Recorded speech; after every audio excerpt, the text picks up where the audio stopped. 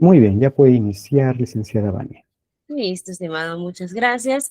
Nuevamente darle los buenos días a usted, muy buenos días a todos, estimados participantes, y bienvenidos a nuestra cuarta sesión de nuestro curso de asistente de recursos humanos. Ok, ya estamos avanzando bastante ya en lo que es nuestro curso, ya estamos un poquito más de la mitad, así que vamos a continuar. Y ahora vamos a hablar, recuerdan, ¿no? Que en nuestra sesión pasada estuvimos viendo sobre las formas de reclutamiento, estuvimos viendo también sobre cómo hacer una convocatoria para poder atraer a nuestros candidatos. Y ahora vamos a empezar con lo que es ya el proceso de selección. Y es que todo este proceso se va a dividir hasta en todo un proceso de reclutamiento y de selección, por eso lleva dos nombres, se va a dividir en dos partes, como quien dice, ¿no? El proceso para reclutar, es decir, el proceso hasta donde voy a tener a mis candidatos, y la otra parte en la que ya voy a empezar a descartar candidatos. Es que es así el proceso, ¿no? Primero atraigo candidatos, la cantidad de candidatos que pueda, y después los empiezo a descartar hasta quedarme con la persona que sea para el puesto. Recuerden algo muy importante. La finalidad de todo este proceso es contratar a la persona ideal para el puesto ideal. Y es aquí donde venimos en la selección de personal, que hay diferentes formas de la selección de personal, ¿no? De hecho, podríamos hablar de que hay una preselección seguida de una selección. ¿Y cómo es este proceso de la preselección, no? Si arrancamos por ahí, por la preselección, es cuando primero vamos a pasar o mejor dicho, cuando vamos a hacer, como quien dice, el primer filtro, ¿no? Y es cuando revisamos los CVs de nuestros candidatos. Y es que nuestros candidatos, lo que nos tienen que dejar a nosotros para ya poder ser postulantes es su CV, su currículum vitae, su hoja de vida, ¿no? Entonces, el primer filtro que ellos tienen que pasar es ver si su currículum pasa o no pasa los requerimientos mínimos que yo estoy pidiendo. ¿Dónde están mis requerimientos mínimos? ¿Dónde está lo mínimo que yo pido para el puesto de trabajo? En mi perfil de puesto, en mi convocatoria. Entonces, en esta primera etapa lo que se hace es todos los CVs que he recibido, tengo que hacer la comparación con lo que yo pido en mi perfil.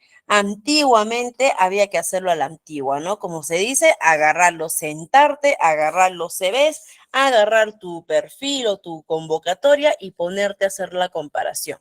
Actualmente ya tenemos muchos cuadros de mando, tenemos muchos dashboards que nos ayudan a agilizar ese proceso, ¿no? De manera tecnológica. Pero aún así, si es que tenemos la posibilidad de poder, supongamos que no sea un proceso masivo, que sea un proceso con un número de candidatos de regular a menos, y tenemos la oportunidad de poder revisar cada CV particularmente, es mucho mejor, ¿no? Pero a veces podemos llegar hasta los,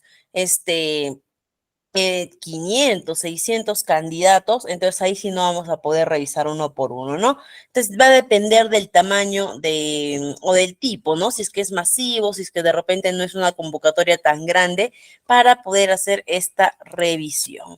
¿Qué es lo que se sugiere en esta primera revisión de los CVs? Poca tolerancia. Lo que pedimos para esta primera revisión es poca tolerancia. ¿Ok? Es decir, si no cumple con un requisito, porque tú has colocado tus requisitos mínimos, lo indispensable, si no cumple con algo indispensable, debes rechazarlo. ¿Ok? Es decir, debes pasarlo a un lado, porque entre más exigente seas, entre más exquisito seas con la selección de tu candidato, vas a poder acercarte más a la persona ideal. Después de que ya pasaste este descarte de los CVs, que por lo general en el descarte se nos va la mitad o incluso más de todos los candidatos. Si tengo 500 candidatos solamente en el descarte de CV, por lo general hay unos 200 a 300 se me va esa cantidad de candidatos. Después de eso, yo ya puedo empezar con las pruebas. ¿cuáles son las pruebas que se recomiendan para aplicar a nuestros candidatos? De arranque, lo primero, las pruebas psicológicas. ¿Ok? ¿Para qué me sirven las pruebas psicológicas? De por sí, ¿no? Primero que nada, en todo el proceso de reclutamiento y de selección, todo este proceso lo puede hacer cualquier persona, ¿ok? Lógicamente, que tenga conocimientos y competencias en el área técnica de recursos humanos, puede hacerlo el contador, el administrador, el ingeniero industrial, el relacionista industrial, ¿ok? Pueden hacerlo. Pero específicamente en esta parte de las pruebas psicológicas, sí vamos a requerir el apoyo del psicólogo, ¿ok? Específicamente en esta parte, sí se va a pedir que el psicólogo sea el apoyo. ¿Por qué se va a pedir en esta parte el apoyo del psicólogo, no? Porque ellos son los expertos, ellos son los que estudian para poder dar una interpretación adecuada a las diferentes pruebas que se puedan dar. Es fácil hacer pasar una prueba a los candidatos, simplemente agarramos, imprimimos y llenen, ¿no? Eso es sencillo. Lo que requerimos es la interpretación que ellos pueden dar. Entonces, en esta parte sí es necesario contar con el psicólogo. Ahora, de repente muchas empresas dicen, pero en mi empresa no cuento con psicólogo en este momento, ¿no? Se puede terciarizar el servicio, se puede solicitar de repente a un centro psicológico, un centro de bienestar que nos apoye con eso. Podemos contratar a un psicólogo freelance para que se encargue de esa parte, ¿no? Entonces, hasta esa parte sí vamos a requerir el apoyo psicológico. ¿Y para qué yo necesito que mi candidato pase estas pruebas psicológicas? Por dos aspectos. Primer aspecto y el más importante, y justo creo que en la primera o la segunda sesión un colega me preguntaba, ¿no? Y me decía, ¿cómo sé si en la segunda sesión, cómo sé si mi candidato, o mejor, claro, cómo sé si mi candidato encaja con el comportamiento organizacional que tiene mi empresa, ¿no? Y es que a eso lo vamos a saber justo ahí, a través de las pruebas psicológicas, porque yo tengo que saber, quién va a ingresar a mi organización, quién es la persona que estoy contratando. Yo necesito saber eso, ¿no? Y por eso de ahí arrancamos con las pruebas psicológicas, porque eso me va a ayudar a determinar primero aspectos de personalidad y de sociabilización de las personas. Y es muy importante también indicar que no todos hemos nacido para poder trabajar en cualquier puesto, ¿ok? Y eso no está mal, no significa que sea incorrecto, pero no todas las personas somos ideales para todos los puestos de trabajo. Depende de mi carácter, de mi forma de ser, de mi personalidad, que yo voy a poder adaptarme a determinado entorno laboral. No es por eso que cuando hacemos los exámenes de perfil vocacional para los chicos que están en cuarto, quinto de secundaria, que ellos quieren saber qué quieren estudiar, por ejemplo, es por eso que a ellos no solamente les preguntamos qué te gusta, qué te gustaría hacer, a qué te dedicas, para qué eres bueno o no, sino también les hacemos todo un examen de personalidad para ver si sus habilidades o su personalidad se ajustan o a qué puestos de trabajo se ajustan, ¿no? Entonces, ahora, supongamos, ¿no? Yo quiero una persona para atención al cliente. Yo tengo el puesto de trabajo que va a ser para atención al cliente. ¿Qué rasgos de personalidad debe tener una persona en atención al cliente? A ver, coleguitas, ¿qué rasgos de personalidad tiene que tener una persona que va a trabajar en atención al cliente? Vamos, a ver, vamos, los leo. Los leo, a ver, quiero que me respondan. Vamos a ver cómo debe ser la actitud, la forma de ser de una persona que trabaja en atención al cliente. Amable, buen trato, servicial, activo, agradable, empático, ¿no es cierto? Y de repente, pero no todas las personas tenemos esas habilidades, ¿no? Por ejemplo, yo de repente soy una persona muy impaciente. ¿Ok? Soy una persona que quiere que no tiene paciencia para escuchar a otras personas, o de repente soy una persona que tiene un carácter muy a la defensiva, ¿no? Que cuando alguien me dice algo, yo voy y respondo, no me quedo callada, o soy un poco intolerante.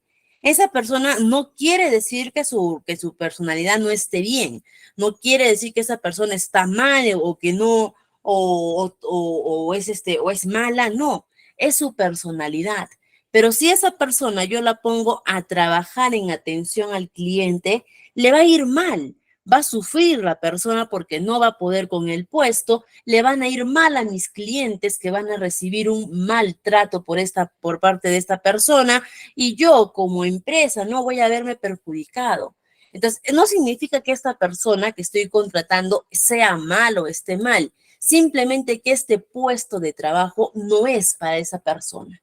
¿Okay? Para eso también nos ayudan las pruebas psicológicas, a determinar porque mi candidato puede tener todo lo que yo busco, la experiencia, los conocimientos, los estudios, digo bien, ¿no? Pero si este candidato no se adapta a mi puesto, a mi perfil, no su personalidad no se adapta para poder realizar el puesto, no va a durar en el puesto, no va a aguantar, ¿no? Y eso les pasa a muchas empresas que agarran y simplemente se basan en lo que es la experiencia y el conocimiento, ¿no? Dicen, mira, ha trabajado en tal lugar, ha trabajado en estas empresas, ese tiene experiencia, tiene conocimiento, está perfecto, contrátenlo, ¿no? Vamos a contratarlo. Han contratado al candidato con el mejor CV, como se dice, ¿no?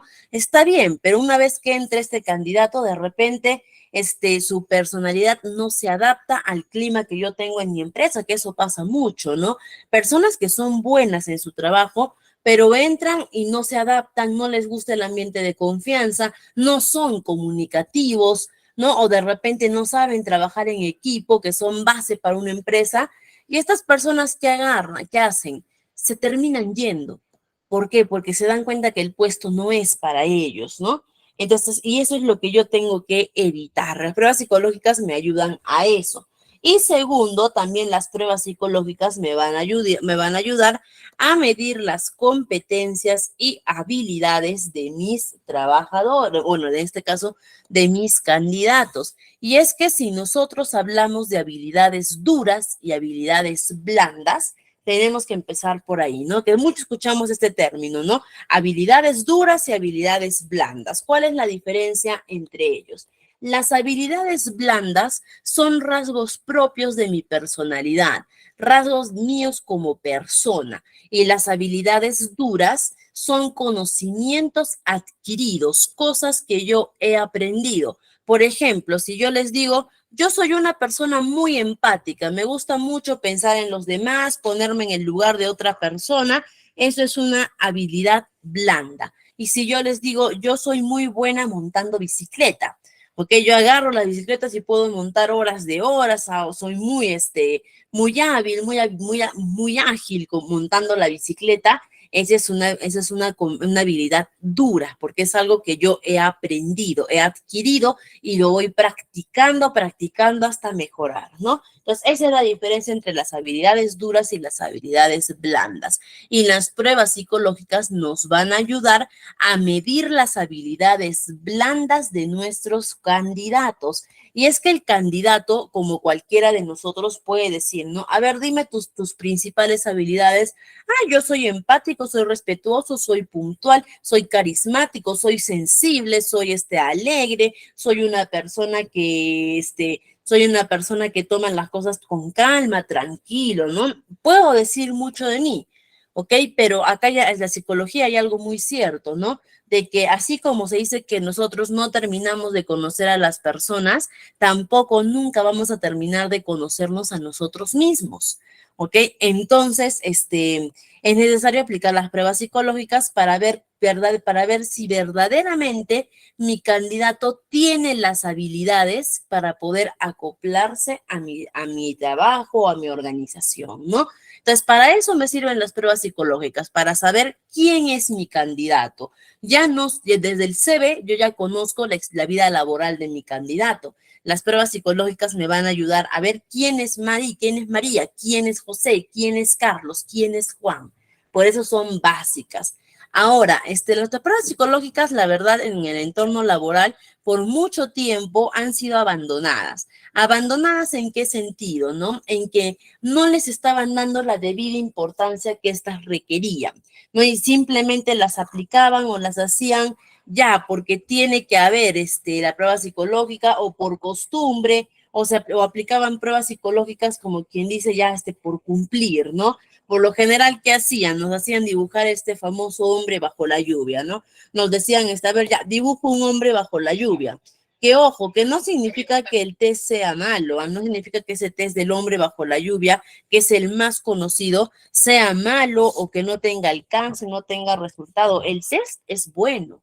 Que ese test es bueno, ese test y sus variaciones, ¿no? Ya no solo del hombre bajo la lluvia, te hacen dibujar un árbol, te hacen dibujar una casa, sus variaciones son buenos, porque el test es bastante eficiente, bastante bueno, lo ha demostrado por muchos años, pero por lo mismo que este test ya es viejito, ya es antiguito y ya ha sido muy aplicado, es que también muchos candidatos, muchas personas ya también saben o ya conocen también cuál es la manera adecuada de completar ese test. Es como que ustedes ya sepan las respuestas de un examen y yo les tome el mismo examen y en base a ello yo pueda medir si saben o no saben el curso. No, si ustedes ya saben la respuesta, siempre me van a sacar 20 y ese examen ya va a perder su validez.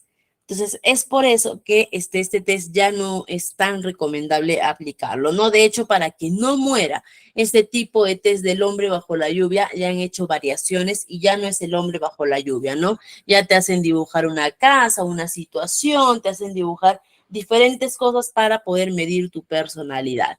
Pero actualmente, ¿no? La tendencia, lo que más estamos utilizando son las pruebas psicométricas, que estas pruebas psicométricas me van a ayudar a medir exactamente las habilidades de mis trabajadores. ¿Ok? Y estas pruebas psicométricas seguramente muchos las hemos pasado en convocatorias, en procesos laborales, sin saber que eran pruebas psicológicas, psicométricas, ¿no? Las hemos aplicado sin saber que eran pruebas psicológicas. ¿Por qué?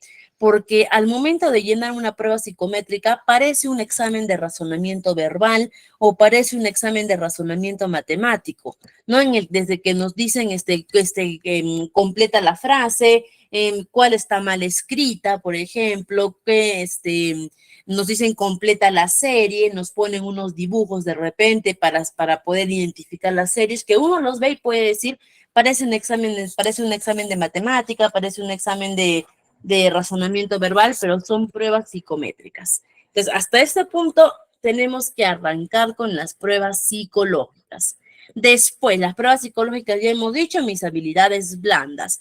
Ahora, ¿cómo mido mis habilidades duras? ¿Ok? Es decir, los conocimientos que debe tener la persona, porque nuevamente el candidato a mí me puede decir, supongamos quiero un asistente de recursos humanos, el candidato me puede decir, sí, yo domino legislación laboral, yo sé hacer planillas, cálculo de beneficios, sé hacer programas de capacitación, previsión laboral, yo sé hacer planes de previsión laboral, yo domino todo eso, ¿no? El candidato a mí me puede decir muchas cosas, me puede decir que sabe, me puede prometer el oro y el moro, pero del dicho al hecho tenemos que ver qué tan cierto es, y ahí es donde yo debo aplicar también una prueba de conocimientos para precisamente poder evaluar las habilidades duras, en la que yo tengo que poner lo mínimo que tiene que saber mi candidato y tiene que aprobar esta prueba de conocimientos, porque si no la aprueba,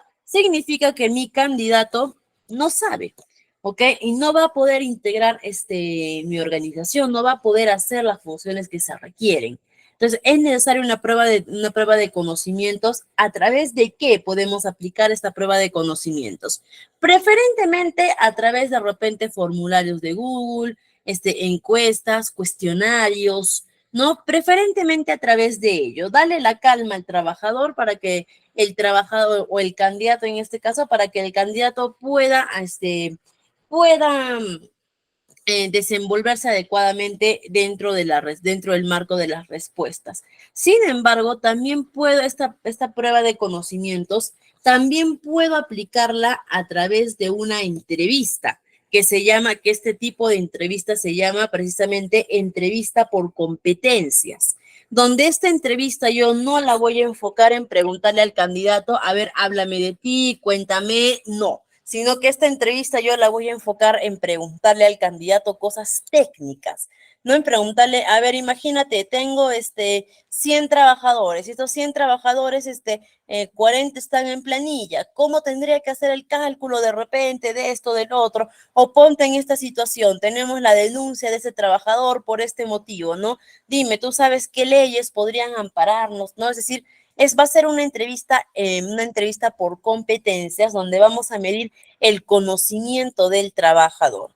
Esta entrevista por competencias, primero que nada, para poder hacerla hay que saber hacerla.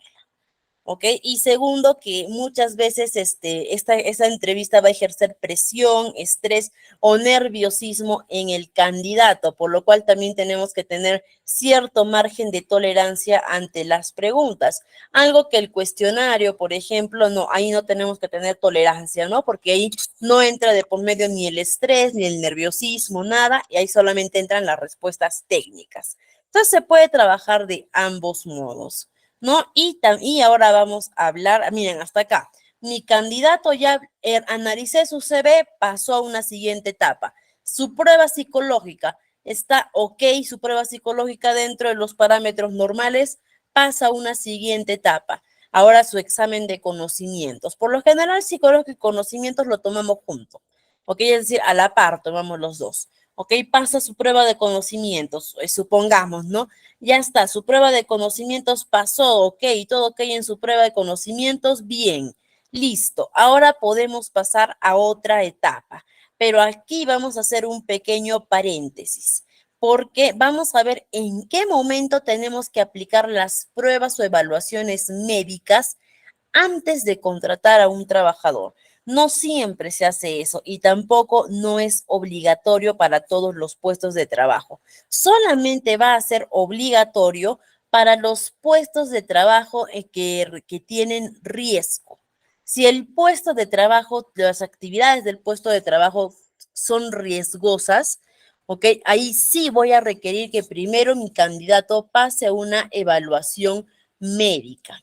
¿Ok? Esto es muy diferente a la evaluación médica anual. Esta evaluación es antes de contratarlo y esta evaluación sí va a ser determinante para ver si mi candidato sigue en el proceso para contratarlo o si se descarta, ¿no? ¿Por qué? Porque siempre tenemos que priorizar la salud del candidato, ni siquiera del candidato, la salud de la persona por encima de todo. ¿No? ¿Y qué pasa si de repente yo tengo un puesto de trabajo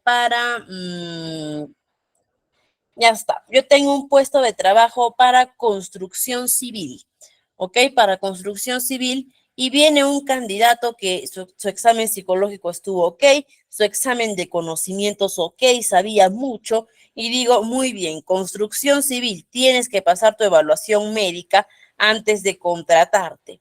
¿Qué pasa si este candidato va a pasar su evaluación médica y determinan que tiene una lesión seria en la columna? Determinan que hay una lesión en su columna.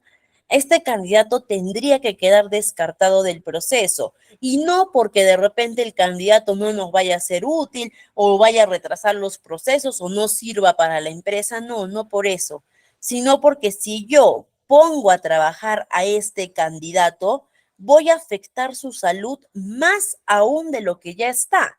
Y yo como empresa no tengo ningún derecho a afectar la salud de mis trabajadores, ¿no? Entonces es por eso que se le descarta a este candidato, ¿no? No por el bienestar de la empresa, sino por el bienestar del propio candidato. Entonces, en esta parte de los puestos que tienen riesgo, sí va a ser indispensable que los candidatos pasen esta evaluación médica. Ahora, también pues eso por un lado, ¿no? Para salvaguardar la integridad de la persona. Y por otro lado, porque todos los puestos que son de riesgo en las empresas tienen que tener lo que es su seguro complementario de trabajo de riesgo. Que tienen que tener ese seguro que es un seguro muy aparte de salud, de todo eso que ya lo vamos a ver en estas dos últimas sesiones que nos quedan, vamos a abordar en estos temas. Muy aparte de ese seguro, ellos tienen que tener su seguro complementario de trabajo de riesgo. Y esto es una póliza, es como cualquier aseguradora. Y esta aseguradora, ¿qué nos dice, no? yo antes de asegurar a un trabajador, porque al momento de asegurar a ese trabajador, yo voy a hacer yo voy a ser, supongamos, quien asuma todos los gastos de ese trabajador, no yo voy a ser quien asuma esos gastos.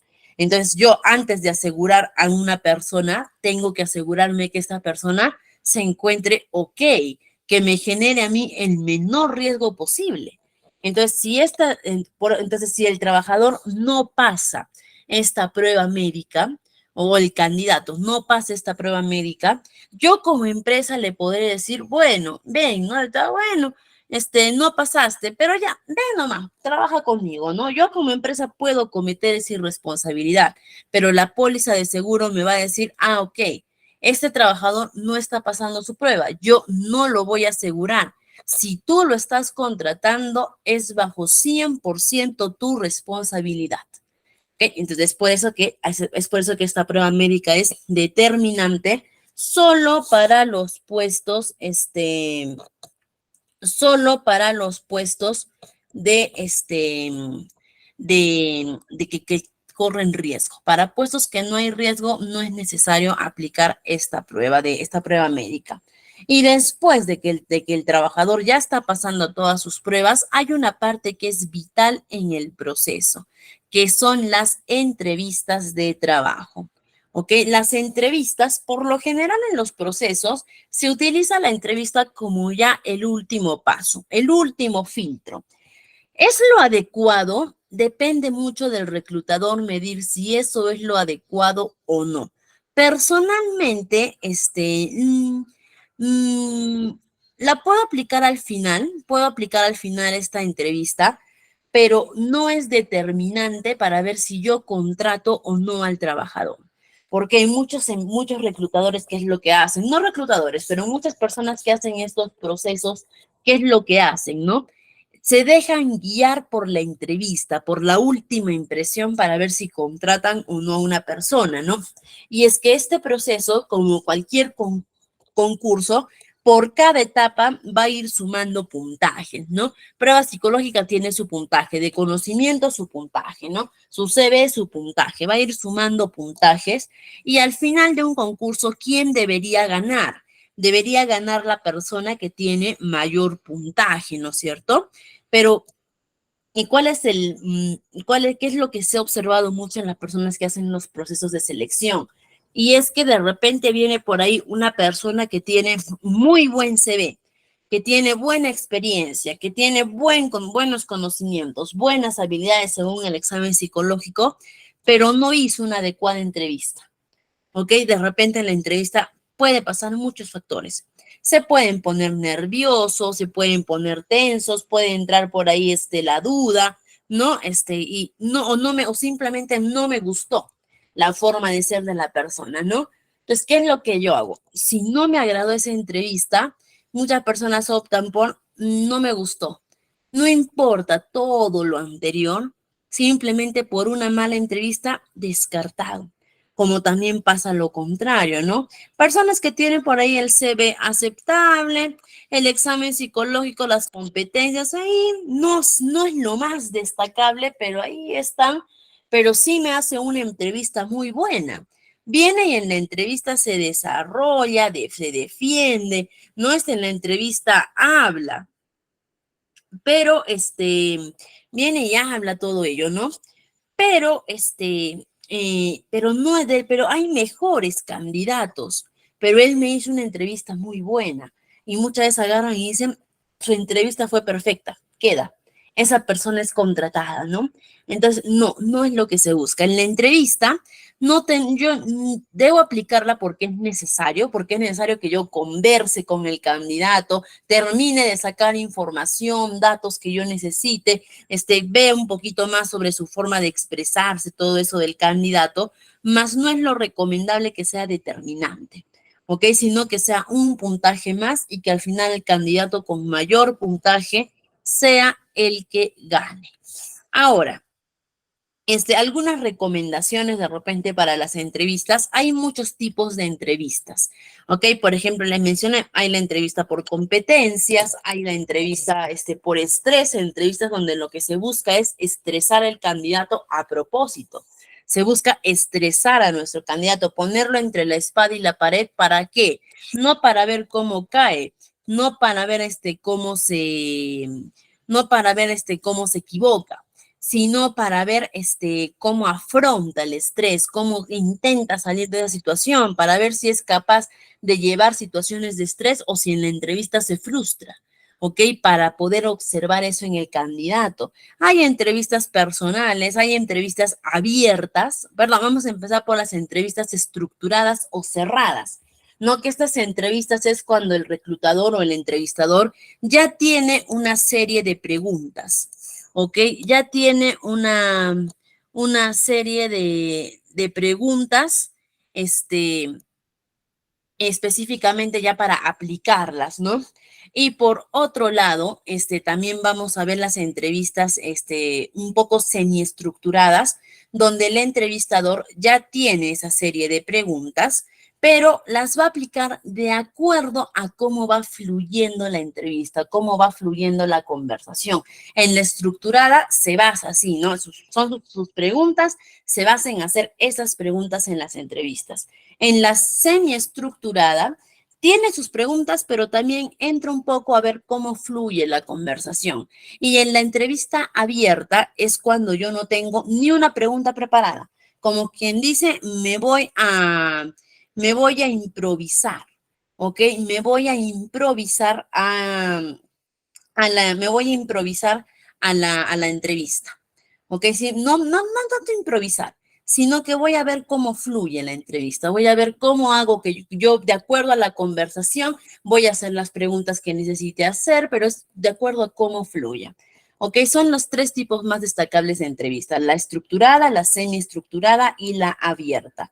Yo les pregunto, coleguitas, para una persona que recién va a iniciar, para ser más claro, un reclutador que recién está haciendo sus primeros procesos de selección, ¿qué tipo de entrevista ustedes le recomendarían que aplique? ¿La estructurada, la semiestructurada o la abierta? ¿Ok? Para una persona que recién está iniciando a hacer entrevistas, muy bien, ¿no? La estructurada.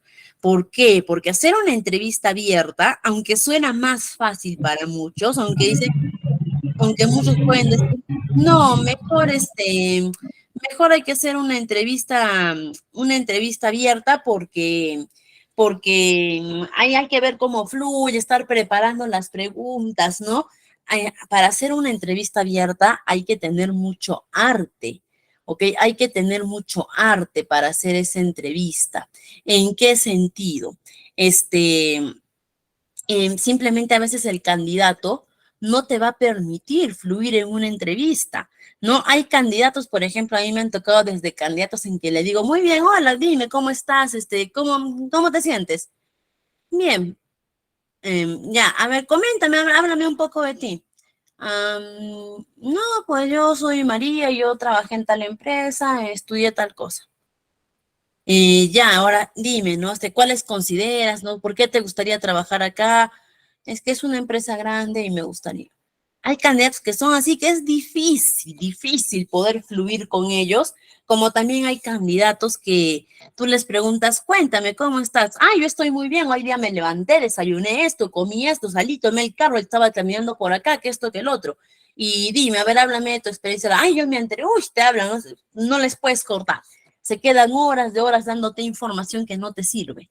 Entonces, es difícil a veces fluir con los candidatos, por eso digo que es un arte poder hacer entrevistas sin tener una estructura preparada, y es mejor siempre que al inicio empecemos con nuestras entrevistas estructuradas, tener mis preguntas, ¿ok? Y enfocarme en esas preguntas. Tampoco le digo que esto es un cuestionario, ¿no? Que se sienta la persona y le digo, pregunta número 1, pregunta número 2, no.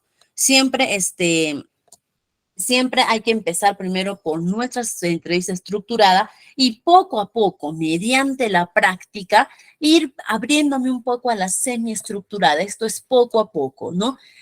Por ejemplo, un paso bonito para pasar de estructurada a semiestructurada es ir modificando el orden de tus preguntas, ¿no? Supongamos tengo la pregunta número 1 y en la respuesta que me da el candidato veo de que mejor en vez de preguntarle a la número 2, me puedo saltar a la pregunta número 8 porque va acorde al tema que estamos tratando. Listo, me salto a la pregunta número 8. De ahí regreso a la 5, me paso a la 10, me paso a la 2, me paso a la 7. Alguna veo que ya me respondió. Sin necesidad de que le pregunte, ya me respondió, ya no le pregunto. Esa es una forma bonita de ir pasando a la semiestructurada hasta que llega un punto, porque todo es cuestión de práctica, llega un punto donde ya no tienes que tener tu estructura la tienes en tu cabeza, ¿ok? Y simplemente ya empiezas a fluir con los candidatos, ¿no? Aunque no crean, si bien es cierto, en un proceso de entrevista el candidato está nervioso, el reclutador también. Ok, el reclutador también, no al nivel del candidato, no tenemos el nerviosismo del candidato, pero el reclutador también se encuentra un poco nervioso, ¿no? Entonces ahí está donde tenemos que fluir, fluir y fluir. Okay, entonces se recomienda siempre estos tipos de entrevista para los principiantes o los que recién están iniciando, estructurada. Ya para los seniors, los expertos, ellos ya hacen la abierta, ellos ni siquiera se preparan para una entrevista, ¿no? Ellos se le dice, llegó un candidato, ay, ya, ¿qué pasa? Te hacen la entrevista y listo, ¿no? En cambio, los juniors todavía tienen que estar ahí. Mañana hay entrevistas, listo, voy preparando, ¿no? Ahora, otro momento también donde vamos a recomendar entrevistas estructuradas. No importa si es que tienes experiencia, eres máster en todo eso, no. Donde también vamos a recomendar entrevistas estructuradas cuando tenemos varios candidatos para un mismo puesto. ¿Por qué? Cuando tenemos varios candidatos para un mismo puesto, si yo quiero que este proceso que sea igual para todos, ¿ok? Si quiero evaluar a todos por igual, la entrevista también tendrá que ser igual para todos. No va a ser justo que entre un candidato y yo le haga preguntas muy técnicas, muy difíciles, muy complicadas y que después al siguiente candidato le pregunte cómo estás, háblame de ti, tus habilidades, gracias. No va a ser justo. ¿Ok? ¿Por qué? Porque obviamente mayor complejidad va a tener el primer candidato que el segundo. Entonces, cuando son varios candidatos para un mismo puesto de trabajo, entrevista estructurada, a evaluar a todos por igual en la entrevista. ¿Ok? Y después de que yo ya entrevisté a mis candidatos, ya voy a pasar a lo que es la contratación, porque hasta esta parte yo ya tengo que haber descartado candidatos y me quedo con el candidato ganador. Hasta este momento, la finalidad de esta parte de la selección es que yo ya tenga candidatos ganadores. ¿Ok? Y listo. Y en estos candidatos ganadores, perdón, o candidato ganador, ahora tiene que convertirse en mi trabajador. Y el proceso mediante el cual un candidato se convierte en trabajador de la empresa es a través de la contratación del personal, para ser más específicos del contrato de trabajo. El día de hoy lo que es contrato de trabajo, vamos a tomarlo como vamos a tomarlo como de manera muy superficial y muy ligera, porque el día en nuestra última sesión vamos a ahondar más en lo que es el contrato de trabajo. Ahora vamos a verlo así, de manera muy superficial lo que es el contrato de trabajo, que el contrato, si queremos ver una definición, es el proceso mediante el cual se oficializa o se afianza la relación del trabajador y el empleador, ¿no? Es ese proceso mediante el cual se formaliza la relación laboral entre el trabajador y el empleador.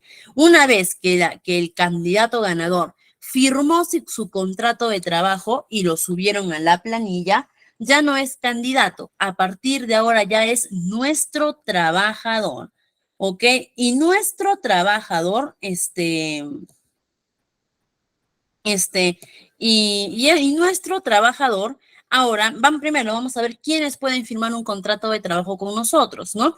Pueden firmar cualquier persona mayor de edad, cualquier ciudadano mayor de edad. Actualmente, al menos en el Perú, la mayoría de edad es hasta los 18 años. Así que cualquier persona mayor de 18 años puede firmar un contrato de trabajo, ¿ok? Si es una persona menor de edad, puede firmar siempre y cuando esté legalmente emancipado, es decir, mediante un proceso judicial se haya determinado que este menor de edad ya está emancipado y ya se considera mayor de edad. Ahora, otra forma, si es que esta persona es menor de 18 años, pero mayor de 16 años, es decir, menor de edad, y no está legalmente emancipado, también puede firmar un contrato de trabajo siempre y cuando su tutor legal o sus apoderados o sus padres lo permitan, ¿no? Y este permiso es muy importante, no es simplemente que viene el papá y dice, sí, le voy a dar permiso para que trabaje y listo, no. Tiene que haber un permiso notarial de los papás que están autorizando para que su hijo pueda laborar. Acá hay que tener mucho cuidado. Yo no puedo tener personas menores de edad que no estén emancipados o que no tengan los permisos notariales. No puedo tener una persona menor de edad trabajando en mi empresa.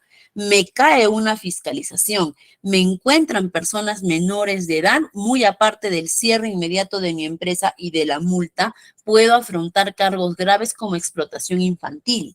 ¿Ok? Tenemos que tener mucho cuidado en esta parte, sobre todo ahora en el verano, que en el verano se ve bastante que muchas empresas contratan chicos, ¿no? Que están de vacaciones en el colegio, por ejemplo, para hacer trabajos como atención al cliente, como vender de repente por ahí helados, ahorita se viene también, ¿no? La feria escolar, atender en la feria escolar, ¿no? Que no está mal que lo hagan, está bien que quieran dar una ocupación a los chicos, que los chicos quieran ganarse su propina, ¿no? O no propina, les corresponde un sueldo, que los chicos quieran ganarse su sueldo, está bien, es destacable que los chicos quieran trabajar y las empresas también, pero siempre hay que tener en cuenta la formalidad, ¿ok? Siempre hay que tener en cuenta la formalidad.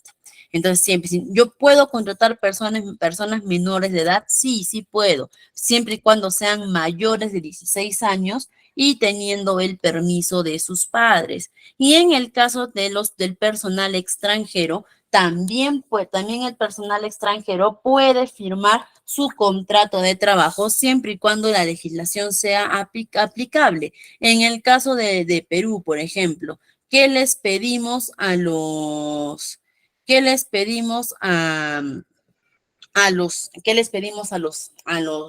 personal extranjero? Que cuenten con un permiso laboral, ¿ok? Que cuenten con un permiso laboral para poder trabajar, ¿ok? Y ahora, el contrato de trabajo puede ser verbal o puede ser escrito. ¿Ok? Esto es muy importante. Existe el contrato verbal como existe el contrato escrito. El contrato escrito ya sabemos, no es el que agarramos, escribimos y todos firmamos. Pero también existe el contrato verbal, el acuerdo verbal entre el trabajador y el empleador, ¿ok? También existe. Este contrato verbal, hay que destacar también de que aunque existe, aunque es válido, ante cualquier entidad legal, no va a tener validez legal. Mi contrato verbal no tiene validez legal. Es decir, si yo agarro y digo, yo tengo un contrato verbal, ¿ok? Establezco mis cláusulas en mi contrato verbal, muy bien, no va a tener validez en otros lados, ante el Ministerio de Trabajo, ante el Poder Judicial, porque no hay un documento que acredite la existencia de ese contrato, que es muy importante. Nuevamente les repito, existe el contrato verbal, pero validez legal no va a tener, ¿no? Y a veces me dicen, Miss, y si supongamos, yo grabo el momento en el que mi empleador y yo estamos acordando el contrato verbal, no grabo o filmo ese momento, ahí ya tendría validez porque hay una evidencia, no. Lo que le da la validez a un documento es la firma. Nuestra firma es valiosa, nuestra firma tiene poder, ¿ok? Y lo que le da validez a cualquier acuerdo siempre va a ser la firma, ¿no? No solamente la sola palabra, por más grabado y evidenciado que esté. ¿Ok? Entonces, muy bien, acá vemos las características del contrato, que básicamente, ¿qué debe contener un contrato de trabajo? El título del contrato, la identificación adecuada de las partes, los términos y condiciones que este va a tener, las funciones que voy a realizar, los detalles de mi compensación, es decir, de mi sueldo, y los términos del contrato específico. ¿Ok? Estos son algunas partes que tiene que contener mi contrato de trabajo. Como les dije, ahorita vamos a tocar el contrato de manera muy superficial porque en nuestra última sesión que ya vamos a empezar ahorita con legislación laboral, vamos a profundizar más en lo que es el contrato de trabajo. Ahorita estamos tocando por el motivo de que es parte del proceso, ¿no? Y ahora, después de que ya contraté a mi trabajador, ya no es mi candidato, ahora ya es mi trabajador, sigue lo que es su proceso de inducción. ¿Ok? ¿Qué es el proceso de inducción? Que también lo vamos a ver con diferentes nombres, ¿no? Como el más común, que es el onboarding, que significa el abordaje, ¿no? ¿Qué significa? De que ahora tenemos que integrar a nuestro trabajador. Este onboarding, este abordaje va a ir desde dos aspectos. Va a ir desde integrarlo a sus funciones, a su puesto de trabajo e integrar a la persona a la organización. Es decir, integrar como quien dice, ¿no? Al nuevo trabajador, hacerlo parte de la familia. De esos dos puntos van la inducción. Y para eso tenemos primero la inducción general. Esta inducción general que va a estar a cargo del asistente administrativo, ¿ok? Se le va a dar al trabajador toda la información general de la empresa. Políticas, por ejemplo, normas que tiene la empresa, costumbres también que se tienen, ¿no? Horarios de repente, ¿no? En general, se le va a mostrar las instalaciones, la organización, se le va a presentar con sus compañeros de trabajo, directamente con todos, se le va a mostrar de repente, para este trámite tienes que hacer esto acá, para esto acá, es decir, darle la bienvenida, ¿no? Indicaciones generales e incluso en esta inducción general, este trabajador debe de recibir su primera capacitación en seguridad y salud en el trabajo. ¿Ok? Él tiene que recibir su primera capacitación.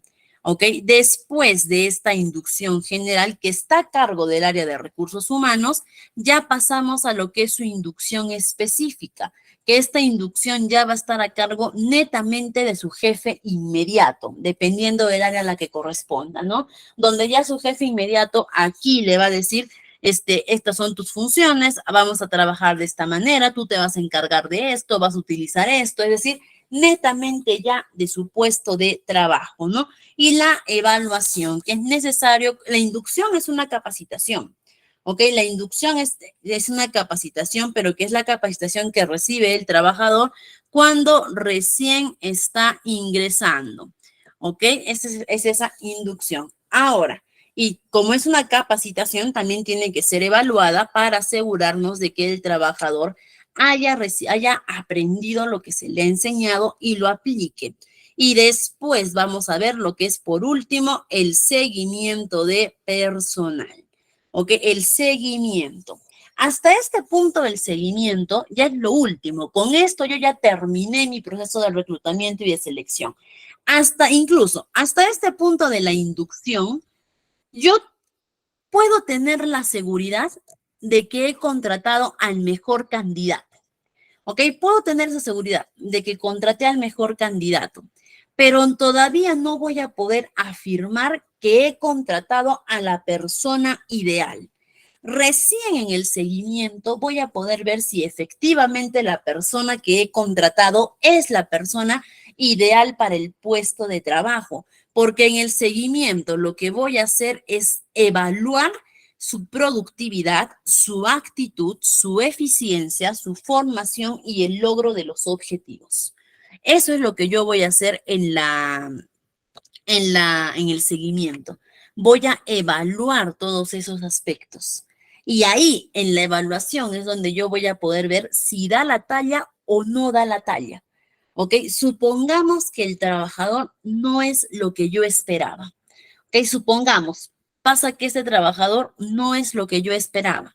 ¿Ok? Entonces, ahí lo primero que nada, si es que veo que el trabajador no es lo que yo esperaba para la empresa o no se está desenvolviendo como esperaba que lo hiciera, no renieguen contra el trabajador, no se vayan contra el trabajador, no es culpa suya, es culpa del reclutador. No, tampoco culpa, es responsabilidad del reclutador porque en algo nos hemos equivocado. Si no hemos contratado a la persona ideal, en algo nos hemos equivocado.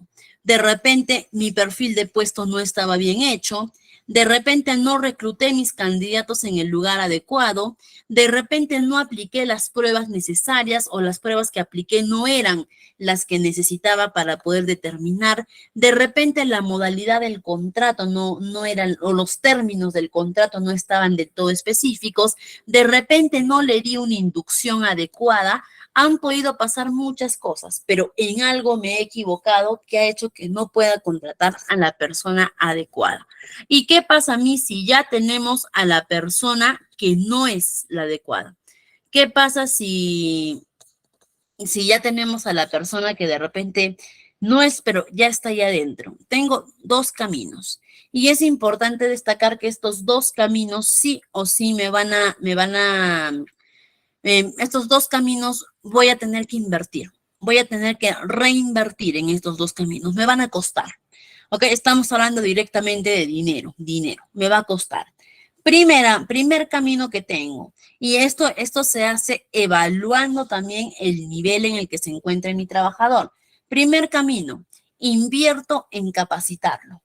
Invierto en su capacitación hasta que logre el nivel que yo necesito que tenga para mi empresa.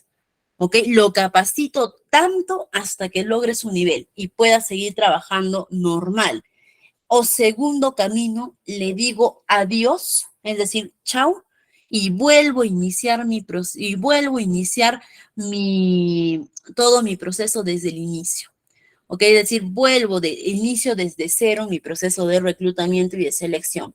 Ambas decisiones nos van a costar. Es el costo de no haber aplicado un adecuado proceso desde el inicio. Y es importante acá destacar, suena fuerte, ¿no? Suena fuerte decir, chao, te vas. ¿Ok? Porque básicamente, ¿qué estamos diciendo? Lo estás despidiendo. ¿Ok? Y sí, lo estamos despidiendo. ¿Por qué? Porque justo está esperando llegar a ese tema para tocar otro tema del contrato de trabajo. Y es que existe lo que es dentro de un contrato de trabajo, existe el famoso periodo de prueba.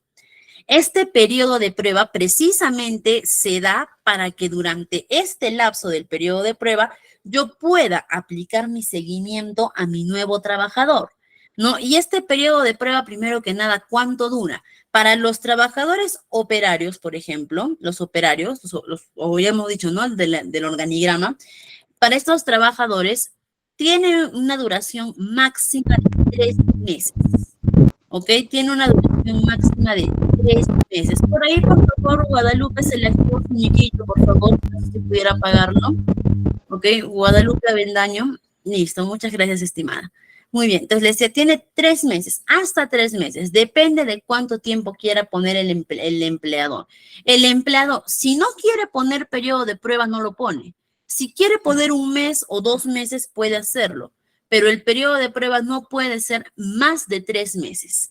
Para el personal de confianza o directivo, no, perdón, para el personal de confianza, este periodo de prueba se puede extender hasta los 6 meses y para el personal directivo se puede extender hasta 1 año. ¿Para qué le sirve este periodo de prueba al empleador? Este periodo de prueba le va a servir para que pueda, se me fue la palabra, ¿no? Pero para que pueda desistir de la contratación de este trabajador en cualquier momento. ¿Ok? Es decir, mi trabajador de repente va 1 mes trabajando conmigo y yo veo que definitivamente no es para el puesto de trabajo, puedo ir y puedo decirle al trabajador, miren, va 1 mes trabajando conmigo, ¿ah? Puedo ir y le puedo decir al trabajador, muchas gracias por tu tiempo, pero no, ya no vas. ¿Ok? Sin tener que haber hecho trámite, sin tener que darle carta de despido, sin tener que tener evidencias, nada. Simplemente yo como empleador voy y le digo, gracias, pero ya no vas. Y a partir de mañana ya no vienes.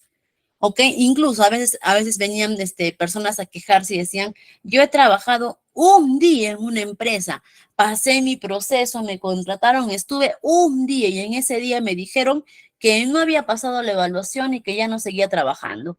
¿Cómo me van a poder evaluar en un día? ¿No puedo denunciar eso? No, no puedes, porque es un derecho del empleador.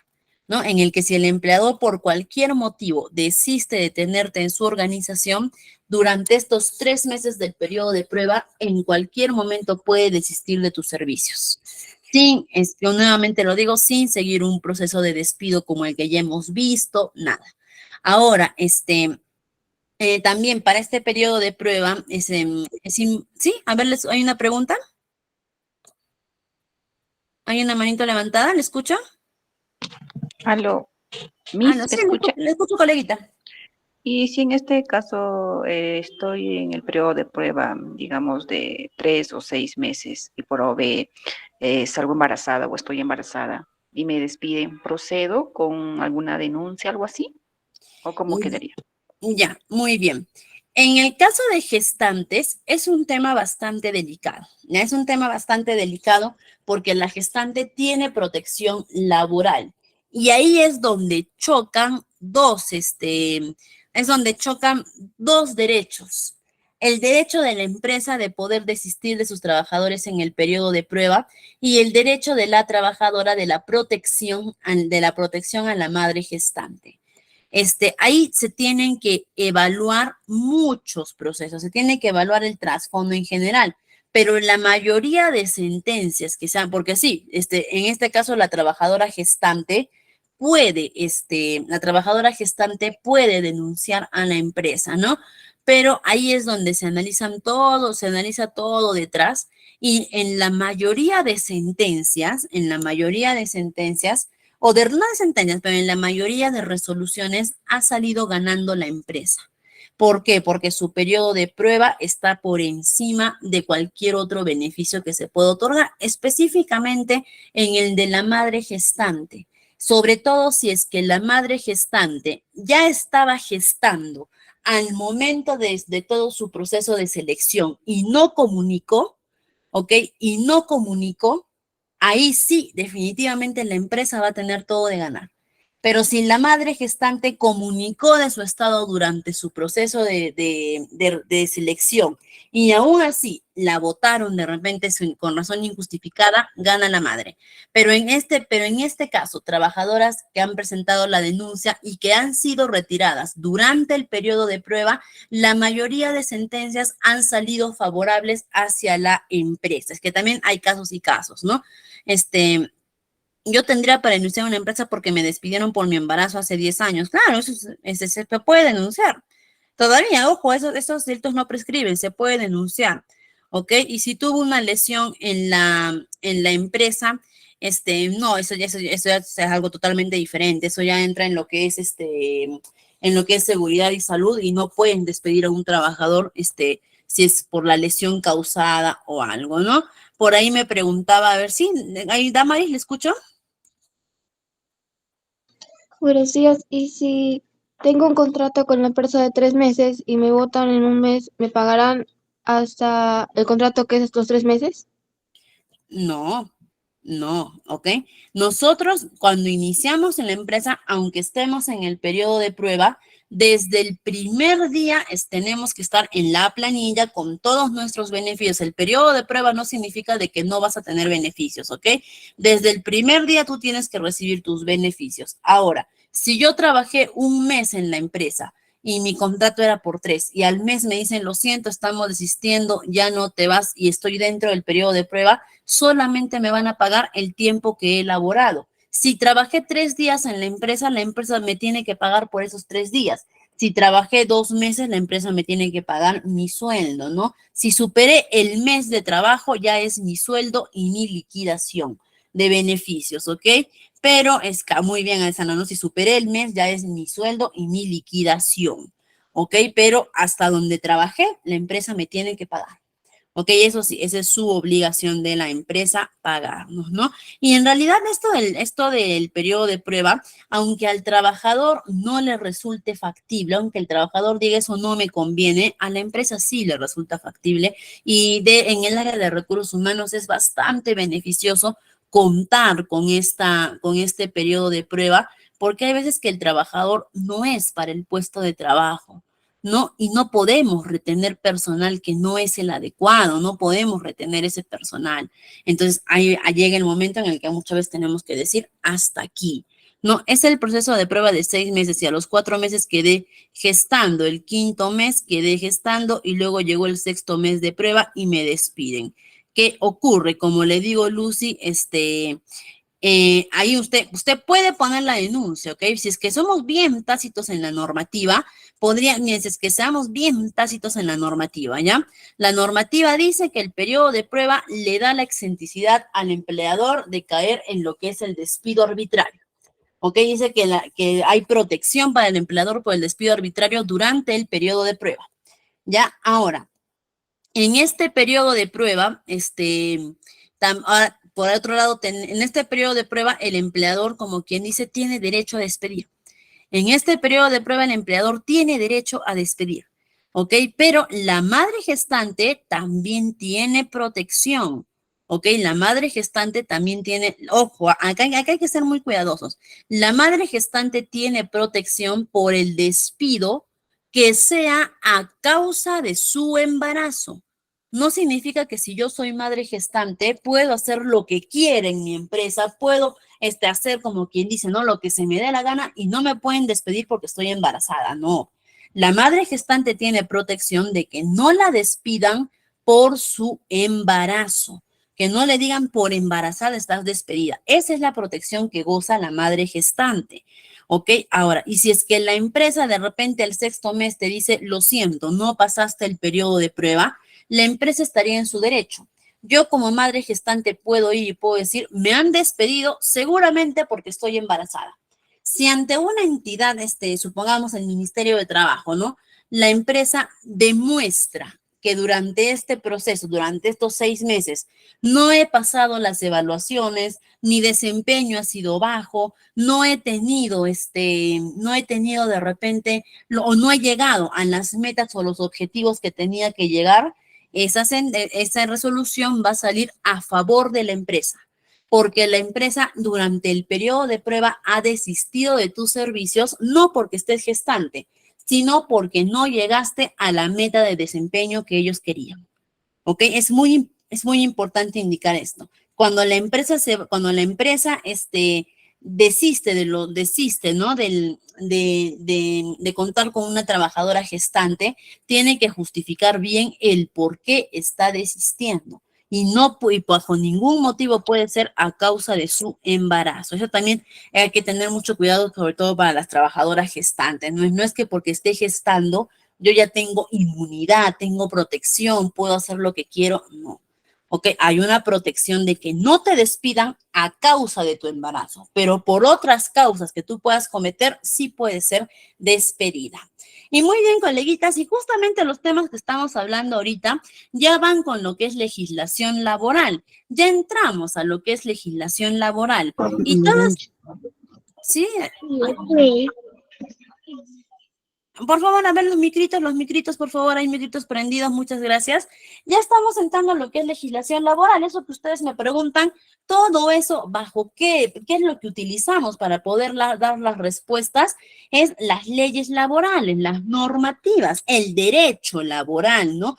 ¿Qué es la legislación laboral? La legislación laboral son todo este conjunto de leyes que norman la relación entre el empleador y el trabajador. Y su finalidad es esa, ¿no? Mantener equilibrio, mantener armonía y mantener normas claras entre la relación y los deberes. Recuerden, la empresa, el empleador tiene deberes con los trabajadores y también tiene derechos.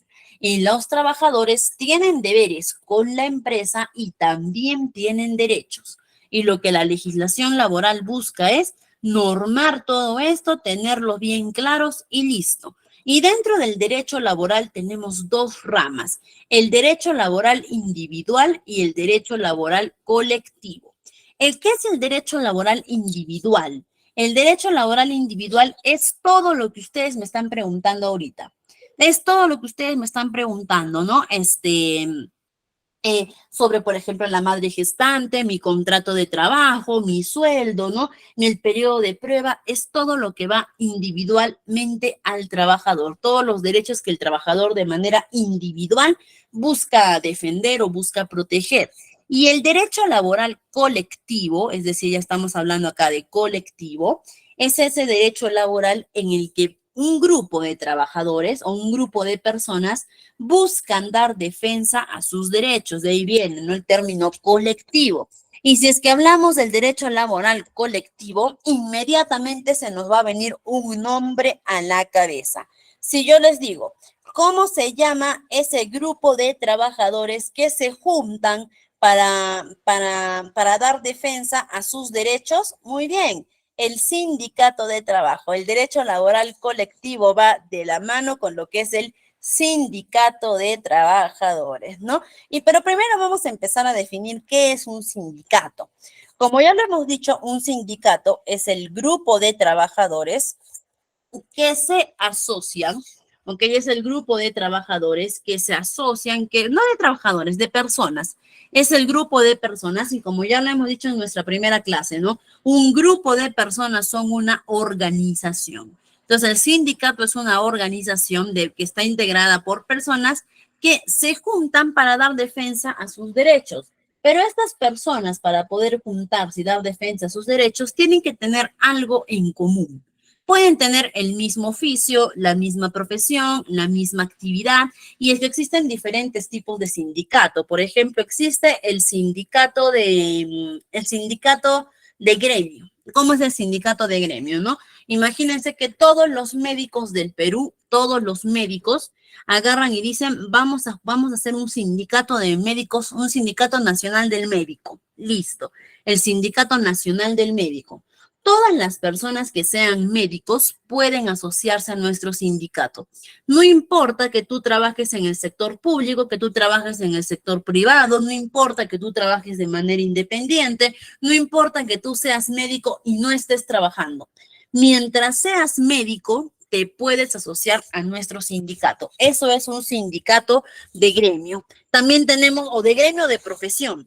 También tenemos los sindicatos, por ejemplo, de actividad. No, imagínense que todos los cajeros, todas las personas que trabajan en caja, vamos a formar nuestro sindicato nacional de cajeros, ¿ok? No importa que tú trabajes en el sector público, privado, que trabajes de repente en empresa grande, en microempresa, no importa. No importa que seas abogado, arquitecto, médico, administradora, secretaria, no importa tampoco tu profesión. Mientras estés trabajando como cajero, mientras estés ejerciendo funciones de cajero, te puedes afiliar a nuestro sindicato de cajeros, ¿ok? Ese es el sindicato por actividad.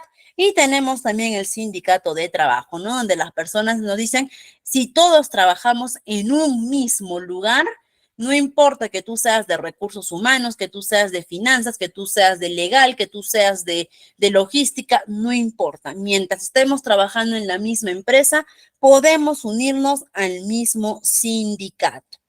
¿Ok? Y en este caso nosotros nos vamos a enfocar al sindicato que más interés le vamos a tomar, que es al sindicato de trabajo.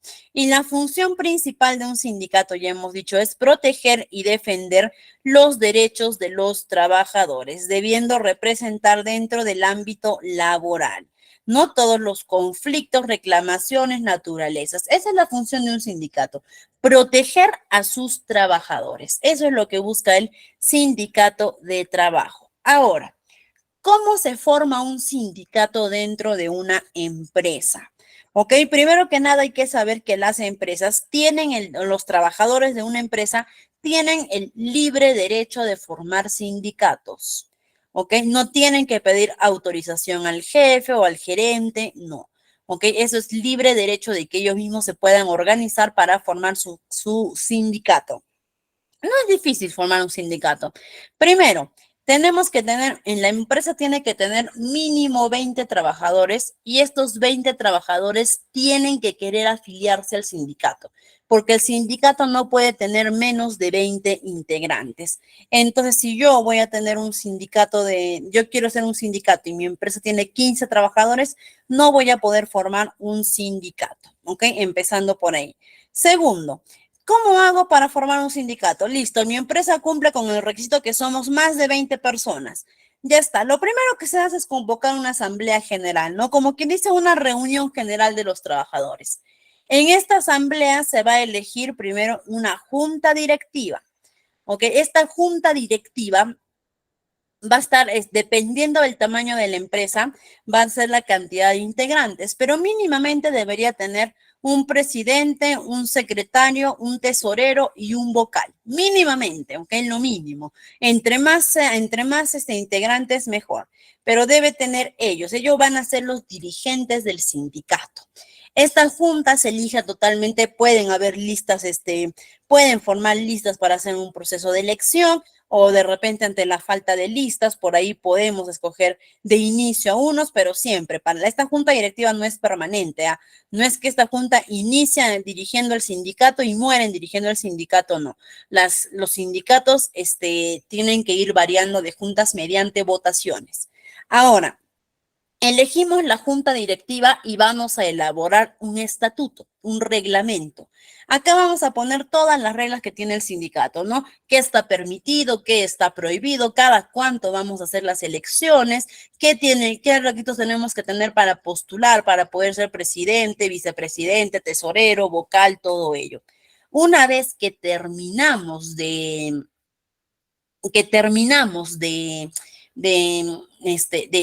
armar este estatuto, vamos a pedir la firma de todos los trabajadores en la nómina, donde ellos están aceptando la formación del sindicato, donde ellos están aceptando que se cree este sindicato. ¿Ok? Y una vez que ya tenemos la firma, ¿qué es lo que va a hacer? Esta junta directiva va a ir al Ministerio de Trabajo y el Ministerio de Trabajo va a presentar la nómina de los trabajadores afiliados, la nómina de la junta directiva, el estatuto y el estatuto de aprobación, ¿no? Y con todo eso el Ministerio de Trabajo agarra, lo ingresa y ya nos da el levantamiento de nuestra creación del sindicato. Es decir, quien directamente nos da el poder, o mejor dicho, la validez y la creación del sindicato, ya es el Ministerio de Trabajo. Recuerden que el sindicato es de libre creación. La empresa no te puede coaccionar a no crear el sindicato o algo. Si ustedes lo hacen, listo, lo hacen. No, el sindicato, aunque es un sindicato interno de la empresa, es una organización totalmente diferente y totalmente ajena a la empresa.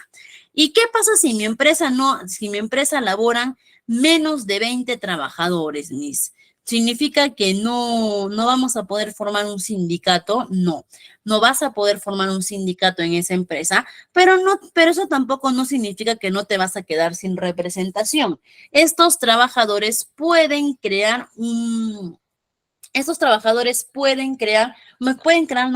elegir a 2 delegados. Se les va a conocer como los delegados de base, delegados de trabajo, delegados laborales, ¿no? Como se les determine. Y estos 2 delegados van a poder representar al resto de los trabajadores ante dos personas, ante su empleador y ante el Ministerio de Trabajo, con las mismas prerrogativas que lo haría una organización sindical. Es decir, estos delegados van a tener, podríamos decir, el mismo peso que tiene un sindicato dentro de la empresa, pero solamente ante el empleador y ante el Ministerio de Trabajo. El sindicato pelea contra todos, ¿ah? El sindicato agarra, si es una empresa ajena a nuestra empresa, el sindicato va por ellos. Si es de repente una institución pública en la que está afectando a los trabajadores, se va contra ellos. El sindicato ante cualquier empresa, cualquier persona. Estos delegados de trabajo únicamente ante el empleador y ante el Ministerio de Trabajo. Lo que buscan estos sindicatos al final, ahora si regresamos al sindicato, ¿Qué es lo que busca un sindicato dentro de la empresa, ¿no? O qué es lo que debería buscar. Lo que se busca es que haya un equilibrio entre los intereses de la empresa y los derechos de los trabajadores. Y el sindicato va a buscar que se respeten los derechos de los trabajadores. De hecho, esa idea que se tiene de que el sindicato y los empleadores son enemigos naturales, son como perro y gato, no, es totalmente falso, ¿ok? Sí es cierto que hay empresas que no tienen buena relación con sus sindicatos, pero la mayoría de empresas tienen muy buena relación con los sindicatos, tienen muy buena negociación, tienen muy buen aporte con ellos, trabajan mano a mano, ¿ok? En la mayoría pasa eso. Donde no se ve que pasa mucho esto es en el sector público. En el sector público sí se ve que hay esta deficiencia de los sindicatos. ¿Por qué? Porque el sector público también la mayoría de sus sindicatos han descarrilado totalmente su razón de ser. Su principal razón de ser la han llevado por otros lados, de repente por lo económico, por lo político y descuidando su verdadera razón de ser. Es ahí donde vienen las confrontaciones. Ahora, ¿cómo los trabajadores podemos afiliarnos a un sindicato? ¿Cuáles son los requisitos para poder afiliarnos a un sindicato? Primero que nada, ser trabajador de la empresa. ¿Qué es ser trabajador de la empresa? Tener un contrato de trabajo y estar dentro de la planilla. Si yo soy un trabajador que me pagan por recibo por honorarios, por ejemplo, no estoy dentro de la planilla. Que quiere decir que no soy trabajador, por lo tanto, no me puedo sindicalizar. No puedo formar parte del personal de dirección o cargo de confianza. Es decir, si yo, supongamos, yo soy la gerente de recursos humanos, ¿ok? A mí, la mayoría de sindicatos no me van a permitir sindicalizarme. ¿Por qué? Recuerdan cuando hablamos del organigrama, ¿no? Y miren cómo ya estamos en nuestra cuarta sesión y seguimos regresando al organigrama. ¿Recuerdan cuando hablamos del organigrama? Dijimos que arriba estaba el ápice, son los empleadores. Y debajo de ellos está el personal de línea. Este personal de línea, ellos son los que se encargan de la dirección, ellos son los trabajadores de dirección o de confianza. Y a estos trabajadores se les considera de la parte empleadora. Y como el sindicato, precisamente, como el sindicato se encarga de negociar con la parte empleadora, no pueden haber integrantes que sean juez y parte. O eres del team trabajadores o eres del team empleadores, ¿no? Y en este caso, como los trabajadores de dirección y de confianza se les considera del team empleadores, ya no pueden ir al sindicato, ¿ok? Por lo tanto, ellos no se pueden sindicalizar, salvo que el estatuto del sindicato lo permita. Salvo que el sindicato diga, no tenemos ningún problema, sindicalízate. Si es así, lo podemos hacer, ¿no? No estar afiliado a otro sindicato del mismo ámbito. Una empresa puede tener más de un sindicato, puede tener 2, 3 sindicatos, dependiendo del tamaño de la empresa, ¿no? Si mi empresa tiene el sindicato A y el sindicato B, yo solamente puedo pertenecer o al sindicato A o al sindicato B. No puedo pertenecer a los dos al mismo tiempo, o si quiero, no pertenezco a ninguno. No me pueden obligar a que sí o sí me tengo que sindicalizar. No, si no quiero, no me sindicalizo. ¿Y qué implica estar dentro de un sindicato? Primero que nada, lo que implica es que tienes que dar mes a mes tu cuota sindical. El hecho de sindicalizarte incluye que tú tienes que pagar una mensualidad al sindicato, porque recordemos, el sindicato es una organización totalmente ajena a la empresa. ¿Ok? Y como es ajena a la empresa, el sindicato tiene que vérselas por sí mismo. No es que el empleador va a destinar ahora un presupuesto mensual para el sindicato, no. Entonces, por eso que el sindicato pide la cuota sindical, que no suelen ser muy altas, dependiendo también del tipo de empresa y del tipo de sindicato. Pero en la mayoría de sindicatos no suelen ser muy altas. Creo que el sindicato en el que he visto que cobran mayor cuota era un sindicato de la Sauder, creo. No digo que sea el que cobra mayor cuota en el Perú, es el que yo he visto, ¿no? Que era el que tenía su porcentaje de cuota más alto, que era 80 soles mensual, ¿no? Era el que yo vi. Pero de ahí he visto sindicatos que te cobran 8 soles, 10 soles, 20 soles, ¿no? Mensual que tú tienes que aportar. También, ¿qué más implica ser parte de un sindicato? Tienes que cumplir con tus obligaciones, asistir a las asambleas, a las reuniones, a las votaciones, y tienes la protección sindical de que si es que en algún momento la empresa o el empleador comete algún acto injusto, algún acto en tu perjuicio o algún acto que de repente no te parece correcto o necesitas asesoría legal incluso para poder ver tus opciones, tienes la protección que el sindicato te va a dar su apoyo. ¿Ok? Entonces, para eso básicamente nos sirve un sindicato. Y para poder cerrar nuestra sesión el día de hoy, para terminar con el caso de los sindicatos, vamos a explicar este pequeño caso práctico que si muchos vemos la imagen, recordamos este accidente, ¿no? Del avión y el camión de bomberos que colisionaron, lo que nos dejó en la lamentable pérdida de tres valerosos bomberos. Podemos preguntarnos, ¿y qué tiene que ver ahí el sindicato mismo? ¿Qué tiene que ver el sindicato con este accidente que hubo? Muy bien. Como lo menciono, lamentablemente este accidente dejó pérdidas humanas, ¿ok? Había muertes de por medio y tenía que entrar la división o el departamento de investigación criminalística, ¿no? En este caso de Callao, porque habían muertes. Y cuando esta división o este departamento de investigación criminalística llegó, lo primero que hicieron fue llevarse detenidos a los dos pilotos del avión, a los dos pilotos de la TAM. Se los llevaron detenidos de manera inmediata, ¿no? Y eso fue un acto que no se considera correcto. ¿Por qué? Primero que nada, estos pilotos también habían sufrido el accidente. Ellos también habían estado en el accidente, ¿no? Y al llevárselos de manera inmediata detenidos, les habían negado la opción a pasar un examen médico, un examen psicológico e incluso una asesoría jurídica antes de poder rendir sus declaraciones, lo cual estaba yendo en contra de los derechos de estos dos pilotos. ¿Quiénes fueron los primeros que alzaron la voz al ver este caso, ¿no? Al ver esta injusticia? ¿Quiénes fueron los primeros que alzaron la voz? No fue directamente la parte administrativa de la TAM, tampoco fueron las empresas administradoras del aeropuerto.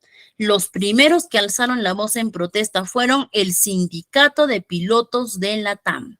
¿Ok? Que dicho sea de paso, el sindicato de trabajadores de la TAM es uno de los más grandes que tenemos en el Perú, pero el sindicato de pilotos de la TAM fueron los primeros que alzaron la voz lanzando un comunicado donde decían que esta acción iba en contra de la cultura positiva de seguridad, ¿ok? Que se maneja dentro de las leyes aeronáuticas, y segundo, que este arresto era prematuro. ¿Por qué? Porque aún no habían investigaciones y al llevarse detenidos a los dos pilotos, estaban dando a entender a la opinión pública de que había responsabilidad directa de ellos de este accidente, que ellos eran responsables directamente de este accidente, lo cual no era cierto porque aún no habían investigaciones y que por el contrario, esta acción hacía de que se pueda desviar la verdadera investigación para saber cuáles fueron los verdaderos hechos, por lo que ellos solicitaron que se libere de manera inmediata a sus dos compañeros, ¿no? Y este comunicado obtuvo el respaldo de la Federación Internacional de Asociación de Pilotos, ¿ok? De Asociación de Pilotos, que podríamos decir, ¿no? Que es podríamos decir que es una federación internacional, es como un sindicato de sindicatos, ¿no? Una entidad grande internacional que agarraron y que les dieron todo su apoyo, y la de Pincri agarró y tuvo que liberar a los dos pilotos, ¿no? Y es que esa es la verdadera función de un sindicato. La verdadera función de un sindicato es proteger a sus trabajadores ante cualquier entidad, no solamente ante el empleador. En este caso, el sindicato vio que la de Pincri había optado por esta opción De repente la DEPIN que había optado de repente por desconocimiento o por seguir de repente pautas que ellos ya tienen marcadas, pero que para este accidente no aplicaban. Nadie dice que lo haya hecho con otras intenciones o con mala intención, no, simplemente pudo haber sido por ahí un error de coordinación, pero ahí está el sindicato de los trabajadores, que ante cualquier entidad va a defender a sus trabajadores, ante cualquier entidad.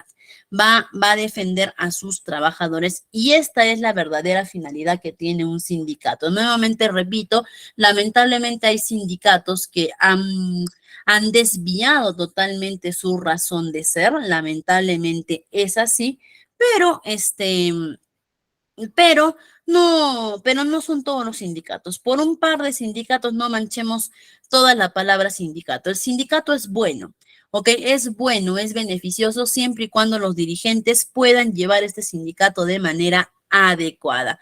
Y muy bien, estimados coleguitas, nos vamos a quedar hasta ahí el día de hoy. Nosotros vamos a continuar con nuestra sesión el día sábado, que ya va, perdón, el día jueves, que ya va a ser nuestra penúltima sesión, donde a partir de ahora sí, coleguitas, empezamos a tocar temas bastante técnicos, bastante basados en la norma, bastante basados en las leyes laborales. Muchas gracias con todos, estimados coleguitas. Espero que sigan teniendo una bonita semana, que tengan un bonito día. Muchas gracias también a usted, estimado coordinador. Y no olviden también, coleguitas, miren, justo hoy día hemos tocado un tema importante de lo que es reclutamiento y selección de personal, ¿no? Recuerden que también una forma en la que ustedes van a poder avalar todo lo aprendido es a través de las certificaciones, versiones que se necesitan precisamente para poder destacar en estas fases de reclutamiento y selección de personal. Que precisamente en estas fases se necesita, ¿no? Yo de corazón, coleguitas, les recomiendo certifíquense. Certifíquense porque no basta con que ustedes solamente digan todo lo que saben, demuestren. Tengan ahí la evidencia de que lo saben.